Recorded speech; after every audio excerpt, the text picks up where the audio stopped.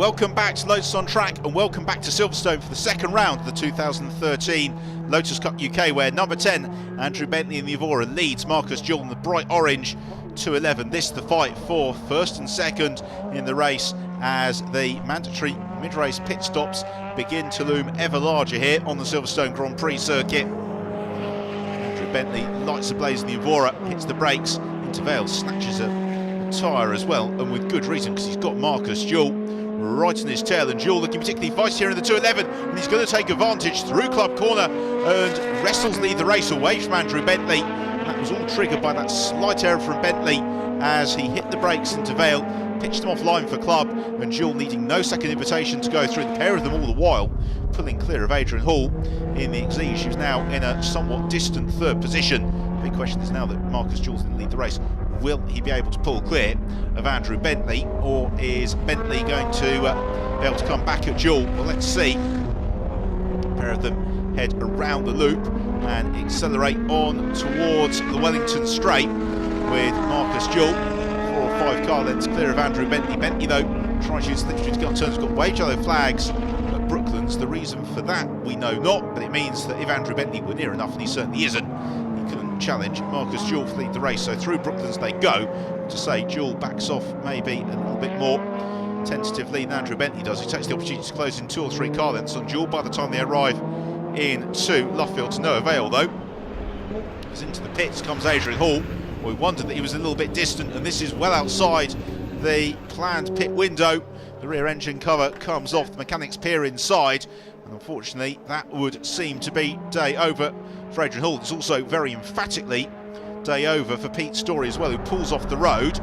Meanwhile, still battling going on in the production class, it's Dan Plant, who's just clear of Rob Myers. Myers in the orange and black car then, on the tail of the white police of Plant. A pair of them accelerating out of Copse on towards Maggots. And they've actually got the race leader, Marcus Jewell, bearing down on them as they pick their way through the very, very fast Beckett's complex. Such a challenge for the drivers, and made no easier by the fact that the 2 leaders are going to be looking to put the lap onto this pair very, very quickly. So as Plant and Mars accelerate through Chapel Curve, we see that's where Pete Story's pulled off on the way into Stowe Corner. He's left that 211 in actually a very exposed position, and the way the cars are spread around the circuit, it's not going to be the work of a moment to recover that.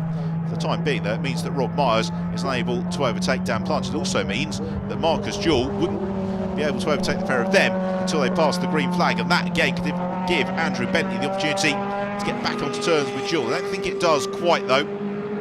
Marcus Jewell slides to the inside of Rob Myers as he arrives into Vale, not quite near enough to Dan Plant to do the same. That's good news for Plant, it's good news for Jewell. They both put the car between themselves and their rivals, accelerating then out of Club Corner. Andrew Bentley slipping back here from Marcus Jewell. Maybe Bentley will be able to recover that ground during the pit stops. For the time being though, he's about 10 or so car lengths back and doesn't seem to be in the process of closing in on Marcus Jewell too quickly. This, I have to say though, is the most inspired we've seen Jewell for quite a while. He's absolutely flying today.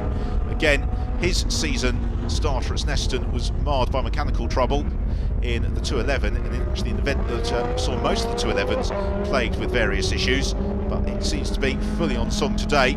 Marcus Jewell accelerates out of the loop, still maintaining that 10 car length advantage over the Evora of Andrew Bentley, driving single-handedly today. He normally shares with Adrian Lester. Further back, Will Price and Phil Stratton-Lake busy engaging in battle as well. Price in the white car, heading around Luffield, trying to find his way through. Can't quite do it. Accelerates out of Luffield, then on towards Woodcote Corner, swarming all over the tail. Copse Corner potentially can overtake there if you can get a good slipstream along the start and finish straight here. You're feeling particularly emboldened, then the inside run to Copse is a potential option. Is that going to work out? No, not this time. And again, we saw at the very back of the shot, the race leader, Marcus Jewell, closing in onto the tail of this duelling pair, who accelerate over the crest towards Maggots, as Clive Willis has another spin. I think those hazard strips to the rear of his car are probably very aptly placed, because he's had one of those days, 2 spins that we've seen, as Freddie Hetherington comes to the pits. That is to hand over to brother Benji. Also in is Rob Fenn. He's doing the race single-handedly today. Handing over to Dad David as they all peel into the pits now, headed by Christopher Mayhew. He'll hand over to Steve Edwards. Also Ben Brooks for Phil Capstick. Doug Setters is in to hand over to his son Chris. Doug's done a very good job in his stint. He's left that car well placed in the order. So David Harvey in as well. So there is Chris being strapped in. As we'll hear from his dad, Doug. Doug, you've just been out for the first half of the Cup UK. How did you get on?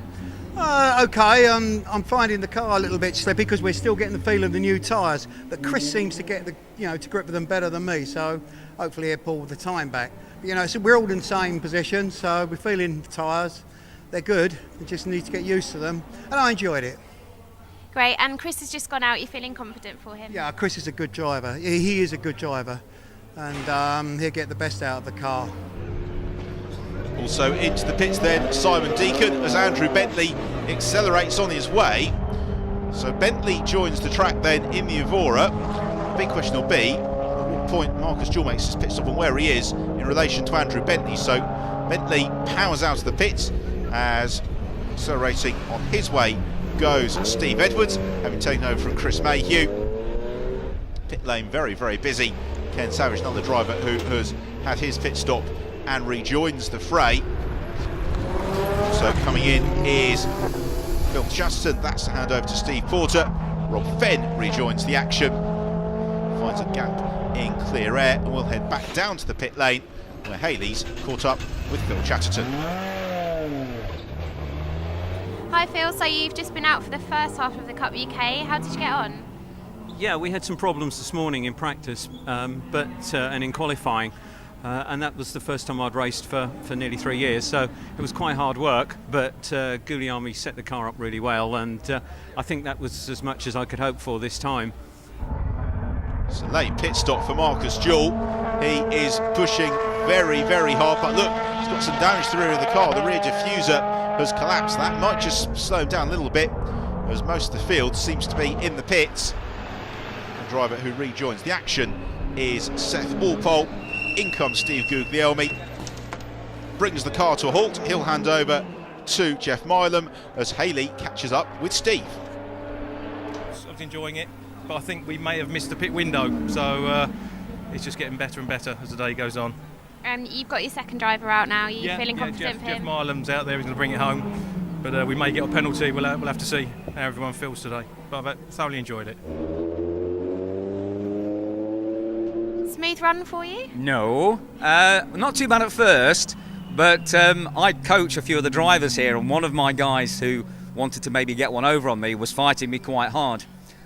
He got past in a couple of places, I got past, and then I caught another one of my guys who probably also thought he'd try and have a fight with me, and we had a fight for a few laps, and it was very good fun, but I would have preferred to have probably snuck by and stayed in front. Well, pit stop's complete. There is Andrew Bentley. Now, where is he in the overall scheme of things? He's emerged from the pits ahead of Marcus Jewell. So the differing pit stop strategies haven't worked out, or at least they have for Andrew Bentley, but not for Marcus Jewell. He slips back into second position. He's actually somewhere drifter Bentley, who moves clear of Adam Gore. Puts Gore a lap down. Gore, though, in command of the production class for the time being. Now, this is good news for Andrew Bentley because the Evora is not known for being overly sympathetic to his tyres, and this is bad news for Jeff Milam, diving back into the pit lane there. So problems for the Exige. No such issues for Simon Deacon or Andrew Wright. They continue to press on, as does Matthias Radstock and Andy Napier, who we saw on the rostrum as well at Snesen at the start of the season. So it's good to see his year continuing to go from strength to strength. This is much better from Rob Fenn, running very reliably. Now, what about the gap between the two leaders? Well, Marcus Jewell is definitely coming back at Andrew Bentley here, and this isn't a fait accompli for Bentley. He's going to have to work very, very hard over the remaining 20 minutes or so of this race. Down the Hanger Straight, no such concerns, but through Stowe Corner, you can really see he's using the tyres on that Evora. It's a far heavier car than the Lotus 211, and that means in that stage of the race that you'd expect the 211 to be even more nimble, and that's where Bentley's going to have to call in his vast experience to try and withstand the pressure of Marcus Jewell. For the time being, though, he concerns himself with getting a good exit from club corner, which he does, but you can see he's not quite as precise as Jewel.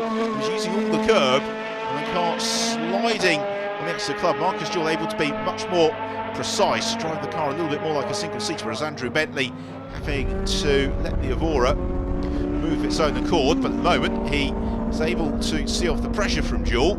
Although Jewel's bringing the gap down slightly, he's not really making the sort of inroads into Andrew Bentley's advantage that will cause Bentley concern for the time being.